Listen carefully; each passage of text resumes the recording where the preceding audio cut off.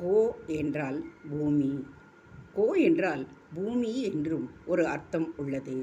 கிருஷ்ணர் பூர்ணாவதாரம். அம்சாவதாரம் என்பதற்காக பகவான் தன்னுடைய ஒரு அம்ச கலையை மட்டும் வெளிப்படுத்தியும் அவதாரங்களை நிகழ்த்தியதுண்டு. பாகவதத்தில் சொல்லி இருக்கின்ற கணக்குப்படி பகவானுக்கு 24 அவதாரங்கள். அந்த 24இல் நம் எல்லோருக்கும் தெரிந்த தசாவதாரங்கள் போக மீதியுள்ள 14 பேரும் அம்சாவதாரங்கள்.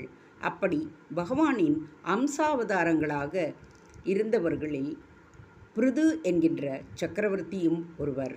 அவர்தான் லோகத்தில் நாடு, நகரம் என்ற அமைப்புகளை முறைப்படி ஏற்படுத்தியவர்.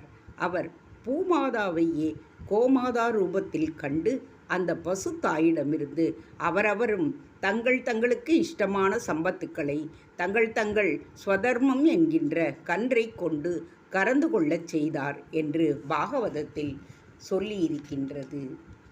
கோ ரூபத்தில் பகவானுக்கு எத்தனை பிரீதி என்பதற்காக இதை காண்கின்றோம். கோவுக்கும் அவரிடத்தில் அதேபோல் பிரீதி.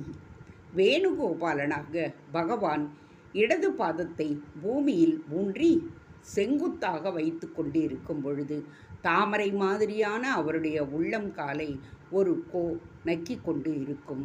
சித்திரங்களில் அப்படி போட்டிருக்கும். கோமாதா, பூமாதா, ஜனகமாதா மாதிரியே ஸ்ரீமாதா என்று ஒரு மாதா. மற்ற 3 மாதாக்களுக்கும் அவர்கள் மாத்திரமில்லாமல் லோகத்தில் உள்ள சகல மாதாக்களுக்கும் மாதா, பிதா, பத்னி, குழந்தை முதலிய சகல உயிரினங்களுக்கும் உயிரில்லாத அசேதனங்கள் அத்தனைக்கும் கூட மூல காரணமாய் இருக்கின்ற தாயான பராசக்தியே ஸ்ரீமாதா. அவளிடமிருந்து சுரக்கின்ற அருட்பாலைத்தான் நம்முடைய ஜனகமாதாவுக்கும் கோமாதாவுக்கும் பால் சுரப்பது. அந்த அருட்பாலால் தான் பூமாதா தானிய வளமும் நீர்வளமும் காப்பதும். அந்த ஸ்ரீமாதாவுக்கே கோமாதா என்பதையும் ஒரு பெயராக லலிதா சகஸ்ரநாமத்தில் சொல்லப்பட்டுள்ளது. சகஸ்ரநாமத்தில் முதல் நாமாவாக ஸ்ரீமாதா என்பது உள்ள அதே நாமாவளியில் குருமூர்த்தி, குணநிதி, கோமாதா என்று வருகின்றது. ஞானப்பாலூட்டும் குருமூர்த்தியாகவும் சகல கல்யாண குணமாக இருந்து கொண்டு அருட்பாலூட்டும் குணநிதியாகவும் அம்பாளுக்கு பெயர்கள் சொன்ன கையோடு கோமாதா என்று சொல்லி இருப்பது விசேஷம்.